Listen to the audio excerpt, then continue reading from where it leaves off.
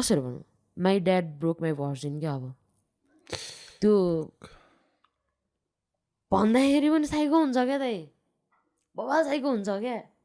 त्यो दिन म यति रोएँ होइन, यति रोएँ। अनि त्यसको भोलिपल्ट कि पर्सि भोलिपल्ट पनि फेरि त्यही रिपिट भयो, होइन। त्यसपछि म गएँ माइल बाबाको घरमा गएँ क्या। अनि माइल मम्मी हुनुहुन्थ्यो, फुपू हुनुहुन्थ्यो, अनि हजुरआमा हुनुहुन्थ्यो। अनि मैले भनेँ मलाई ड्याडीले यस्तो यस्तो गर्नुभयो, हिजो अस्ति फुलचोकी गएको थिएँ, अनि यस्तो यस्तो गर्नुभयो, म घर डर हुन्छ नि त दाइ, हो कि ल भनौँ न। अनि मैले त्यसो भनेर म नमिठो रोएँ क्या दाइ। मलाई घर जान हात खुट्टा कामिरहेको थियो क्या। म घर नजाने, मलाई फेरि त्यस्तै गर्छ, म घर जाँदै नजाने भने क्या। दिदी मलाई फेरि त्यस्तै गर्छ, म नजाने भन्नु भने दिदीहरूले चाहिँ अनि नजाने भन्नुभयो होइन। अनि पछि ड्याडले बोलाउनु भयो क्या। अनि आएँ, अनि पछि अङ्कल पुलिसमै हुनुहुन्थ्यो नि त। अनि अङ्कललाई पनि भनेँ क्या मैले।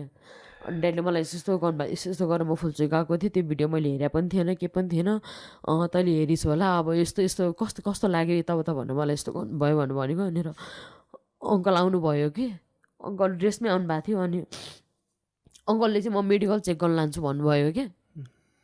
मैले सिधै भनेको, ड्याडीले चाहिँ होइन कि होइन मैले त्यस्तो गरेको छैन भन्नुभयो नि त। अनि मैले सिधै भनेको क्या, मलाई मेडिकल चेक गर्न लैजानु होइन, गरेको हो कि होइन सबै थाहा पाउनुहुन्छ, हिजो पनि गरेको, आज पनि गरेको, म यो घरमा बस्दै नबस्ने भनेको क्या मैले। मलाई घरभित्रै छिर्न डर लाग्यो क्या दाइ। अनि अङ्कल, माइलो बाबा, अनि माइलो मम्मी, फुपू आउनु भएको थियो होइन मलाई लिएर। यसलाई मेडिकल गर्न लगिस् भने होइन म सबैलाई काटिदिन्छु भन्नुभयो क्या ड्याडीले। त्यो सुनेर मलाई कसैले पनि मेडिकल गर्न लान आँट गर्नु भएन क्या। अङ्कलहरूले बोल्नु नै भएन क्या। त्यसपछि अङ्कलहरूको हातबाट थुतेर मलाई लिएर आएको हो क्या। त्यसपछि होइन 10मा पढेँ, 10 स्कुलमा पढेको भएर मैले राम्रो रिजल्ट ल्याएँ, 79% आएको थियो होइन मेरो स्कोर। मैले स्कुलको भरमा मैले त्यति पनि स्कोर गरेँ। अनि त्यसपछि मैले 11 पनि जोइन गरेँ, 12को इन्डिङसम्म भयो क्या दाइ। किनभने 15-16 वर्षको उमेरमा अब कहाँ जाने के गर्ने कसलाई भनेको मान्छेबाट सपोर्ट आएन, हो कि ल भन्नु न।